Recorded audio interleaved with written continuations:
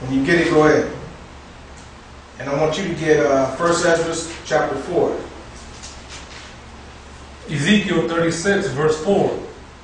Therefore, ye mountains of Israel, hear the word of Yahweh Mighty One. Thus saith Yahweh Mighty One to the mountains, and to the hills, to the rivers, and to the valleys, to the desolate waste, and the cities that are forsaken, which became a prey and derision to the residue of the heathen that are round about. Therefore thus saith Yahweh Mighty One, surely in the fire of my jealousy have I spoken against the residue of the heathen, and against all Idumea, which have appointed my land into their possession with the joy of all their heart, with despiteful minds to cast it out for a prey.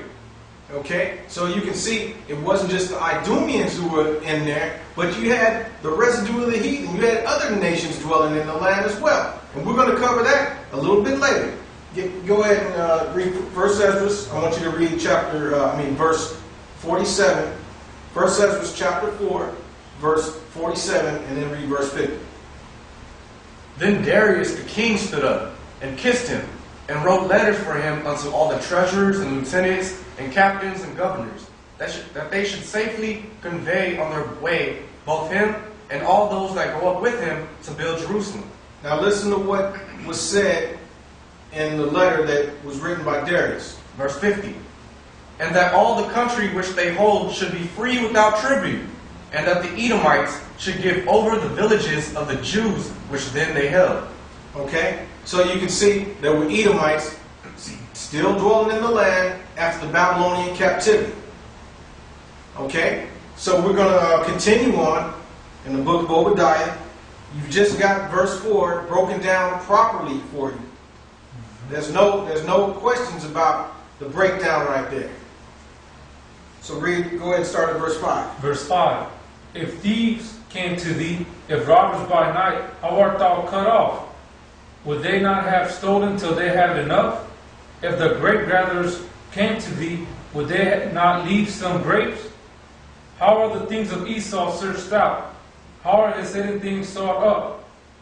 All the men of thy confederacy have brought thee even to the border. That word border means territory. Okay, if you look that up, it means territory. It doesn't just mean border, but it means territory. Read on. The men that were at peace with thee have deceived thee and prevailed against thee. That they eat thy bread have laid a wound under thee. There is none understanding in him. Verse 8. Shall I not in the day, saith Yahweh, even destroy the wise men out of Edom, and understanding out of the mountain of Esau? Yeah, you had wise men in Edom. We've already covered that before. But there were wise men in Edom. Go ahead. Verse 9. And thy mighty men, O T-man, shall be dismayed, to the end that every one of the mount of Esau may be cut off by slaughter. And this is where you guys go off on verse 9, because you think this is saying everyone on the mount of Esau, like all Edomites, are going to be dead. But that's not what this is saying. And we're going to prove that. What is the mount of Esau? The promotion of Esau, the mount of Esau. You got the mount of the Most High, and then you have the mount of Esau. All right, but that'll be covered, and you're fully going to understand that shortly. Go ahead and read verse 10. Verse 10. For thy violence against thy brother Jacob, shame shall cover thee, and though shalt thou be cut off forever. And the day that thou stoodest on the other side, and the day that the strangers carried away captive his forces, and foreigners entered into his gates, and cast lots upon Jerusalem, even thou wast as one of them. Now let's see, how were they as one of them? These men that who they were confederate with. Okay, I want you to give me Psalm chapter 137, Psalm 137, and read verse 7.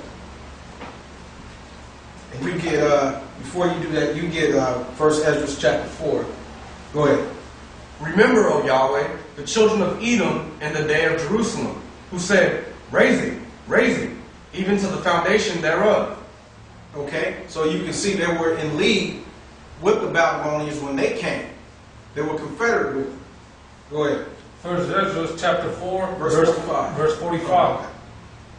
Thou also hast vowed to build up the temple which the Edomites burnt when Judah was made desolate by the Chaldees. Okay? So when the Babylonians or the Chaldeans came in, it says, according to the Apocrypha, the Edomites burnt the temple down. So they were confederate with these strangers that came in, who were the Babylonians. All right, let's continue on.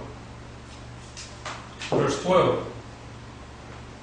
But thou shouldest not have looked on the day of thy brother in the day that he became a stranger, neither shouldest thou have rejoiced over the children of Judah in the day of their destruction, neither shouldest thou have spoken proudly in the day of distress. Go ahead. Thou shouldest not have entered into the gate of my people in the day of their calamity. Yea, thou shouldest not have looked on their affliction in the day of their calamity, nor have laid hands on their substance in the day of their calamity. Neither shouldest thou have stood in the crossway to cut off those of his that did escape. Neither shouldest thou have delivered up those of his that did remain in the house of distress. Go ahead.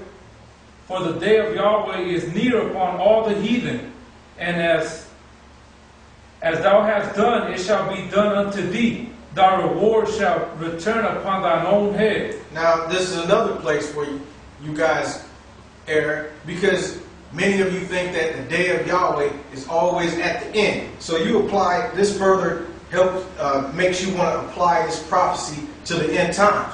But that's not the case. I'll give you an example of the day of Yahweh. Go ahead and give me Ezekiel chapter 30.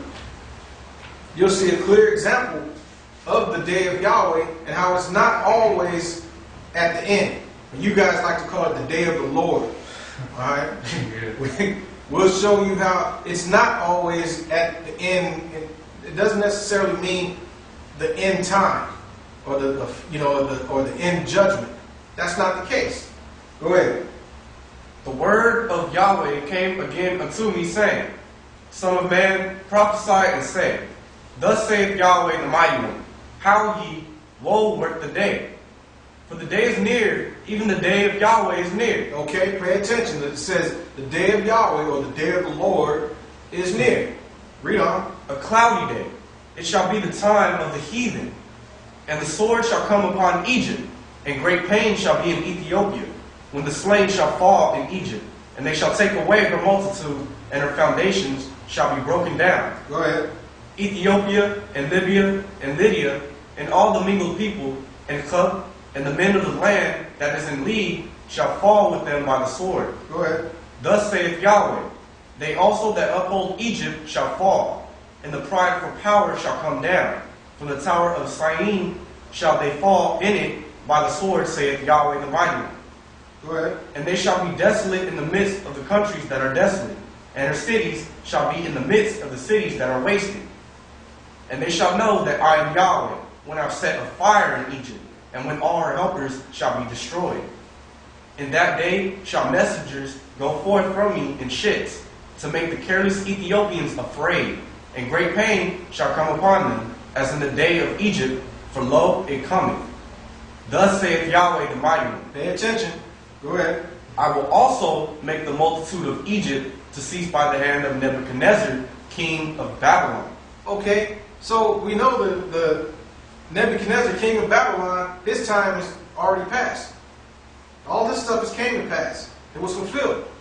But it was the day of Yahweh, or the day of judgment for them at that time, for those sins that those nations had.